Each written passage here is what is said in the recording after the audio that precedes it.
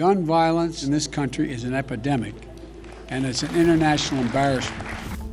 Welcome back to the Two-Way Report. Have you ever wondered why the ATF hates your pistol brace?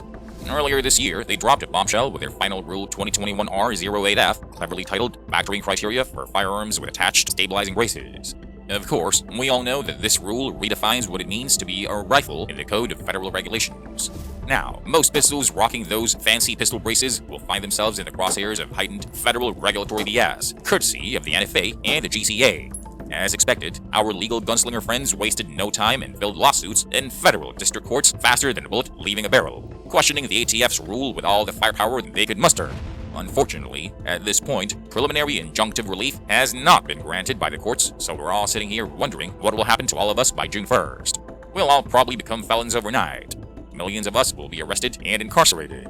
I don't think the ATF can pull it off. I can only wish them good luck. But I digress. So, why is the ATF itching to snatch your beloved pistol brace? Well, buckle up for a joyride through the captivating annals of gun regulations and those oh-so-exciting pistol-stabilizing braces. Trust me, it's a thrill-limited tale that will have you on the edge of your seat, or at least somewhat interested. The NFA and GCA. Back in 1934, the NFA made its grand entrance courtesy of some notorious gangster shenanigans. This legislation was like a party pooper on steroids, slapping hefty taxes, regulations, and penalties on weapons that had a knack for criminal mischief. Then in 1968, the GCA decided to join the fun by tweaking the definitions of already regulated weapons and introducing federal licenses for firearm distributors. Together, they formed the dynamic duo of regulation controlling machine guns. Remember the Tommy gun from those flashy Prohibition-era movies? Short-barreled rifles, suppressors, destructive devices, and the mysteriously vague, quote, any other weapon category, let's call them AOWS for kicks. This motley crew is affectionately known as NFA items. Now, hold on to your wallets, because this regulatory extravaganza also tells you who can import, build, or buy NFA items and only under certain circumstances. Back in the day, the NFA's most burdensome burden was its jaw-dropping $200 tax on NFA item possession. That might not sound like a lot, but factoring in inflation rates, $200 at the time is equivalent to a whopping $4,500 thereabouts in today's money. But today, it's not the tax that steals the spotlight. It's the ATF's approval requirements that take center stage. Extensive background checks, fingerprinting, and the oh-so-thrilling registration of each individual NFA item with the ATF.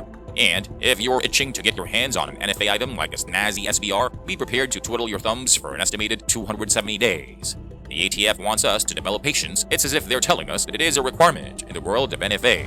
To note, when the NFA was only getting its groove on, handguns were supposed to be regulated too. However, our friends at the NRA flexed their lobbying muscles and managed to convince lawmakers to kick handguns off the list. So, fast forward to today and the NFA couldn't care less about handguns or full-length rifles, which are legally defined as firearms intended to be shouldered and with a barrel longer than 16 inches.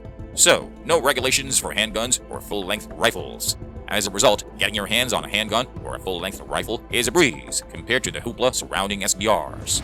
An upstanding citizen with a clean record can saunter into a gun shop and snag an AR platform pistol or a full-length AR rifle with minimal waiting time depending on state laws, of course. But if that same buyer wants to go all in for a mid-length AR that falls under the short-barreled rifle classification, they better pack a picnic, because they'll be waiting for the better part of a year. Oh, and let's not forget the extra paperwork, including registering the gun with the ATF, providing fingerprints and photographs like a celebrity in a mugshot, and paying a cool $200. The first pistol stabilizer. Now, let's zoom ahead to the fascinating chapter of the pistol stabilizing brace. It all started with a Bushmaster arm pistol, a firearm with a forearm that pulled double duty as a stabilizer.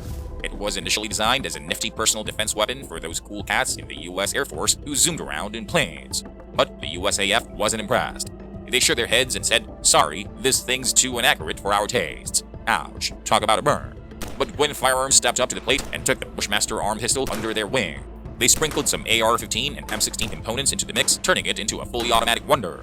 The civilian-friendly semi-automatic version hit the market in 1972 and stuck around until 1988, going through a few upgrades along the way.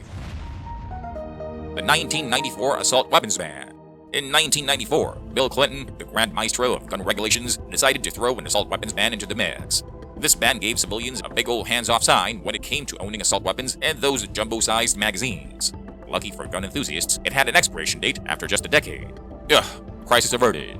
Right before the ban kicked in, Olympic Arms decided to show off their creative chops. They whipped up a modified version of the iconic AR-15, aptly named the OA-93. It was supposed to be their pièce de résistance, but oopsie-daisy, turns out it fell into the category of an assault pistol and couldn't make its grand entrance. Olympic Arms quickly went back to the drawing board and birthed the OA-98. This beauty was deemed perfectly acceptable for your everyday civilian needs. And just like that, AR pistols were brought into the world, strutting their stuff with style and a touch of rebelliousness.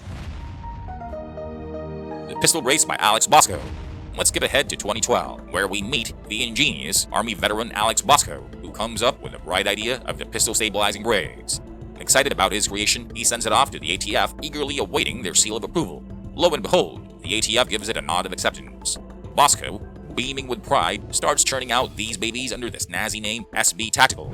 Everything's peachy keen until 2015. When the ATF suddenly decides to do a complete 180, declaring that if you dare to shoulder the innocent pistol brace, it magically transforms into a buttstock, and therefore it's as illegal as a donut in a keto diet. The battle didn't end there. Armed with determination and a sense of justice, SB Tactical locks horns with the ATF for a grueling 2-year showdown. And guess what? The ATF, feeling a little sheepish, decides to change their mind once again and gives the stabilizing brace their stamp of approval. Boom! Like a fireworks show on the 4th of July, the pistol brace market bursts into the scene with a bang. SB Tactical takes the lead, flaunting their cutting-edge designs, and other companies eagerly join the party. Suddenly, pistol-caliber carbines become the talk of the town, and everyone's strapping on a brace like it's the latest fashion trend. Who needs a clunky 16-inch barreled rifle when you can rock a sleeker, shorter barreled rifle with a snazzy pistol brace? The ATF flip-flops again. In December of 2020, the ATF decided it was a brilliant idea to drop a legal opinion that would reshuffle the deck and reclassify brace pistols as short-barreled rifles. I mean, who doesn't love a good game of regulatory musical chairs? But hold on to your hats because the plot thickens.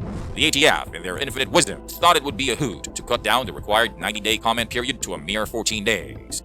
And guess when they decided to kick off this shortened comment period? No, just during the festive holiday season, when people are too busy stuffing their faces with turkey and getting tangled up in twinkle lights to bother with sending in their opinions. But the people weren't about to let their holiday feasting distract them from speaking their minds. Over 70,000 comments flooded in, and surprise, surprise, the majority of them were not exactly in favor of the proposed reclassification. And just like that, the ATF realized again they might have bitten off more than they could chew. They decided to back off and gracefully bow out. F5MFG's Cyberarm Brace. In the early days of 2021, F5MFG unleashed the mighty Cyberarm Brace, a revolutionary gizmo designed to stabilize your pistol and transform you into the sharpest shooter in town. Crafted with patriotic pride, right here in the land of the free and the home of the brave, the Cyberarm Brace pairs flawlessly with the MBS brace attachment. Let's go, Brandon! On April 7th, 2021, Sleepy Creepy Joe graced us with a fresh take on tackling gun violence. He had his DOJ wave around a proposal that magically transforms a harmless pistol into a short-barreled rifle. Fast forward to June 1st of this year, and pistol braces are illegal. So, from the very beginning, the ATF has had a love-hate relationship with pistol braces. They're like that crazy ex who just can't let go of you, except not all crazy exes are looking to put you in prison. But if you've heard of the appeals court's recent ruling on bump stocks, then you know how this pistol brace rule will turn out. And regrettably, that's all the time we have for today. If we missed anything on the pistol brace, let us know in the comments. Please like, share, subscribe, and click on that little bell icon so you're always notified of future videos. Thanks for watching and you have a good one.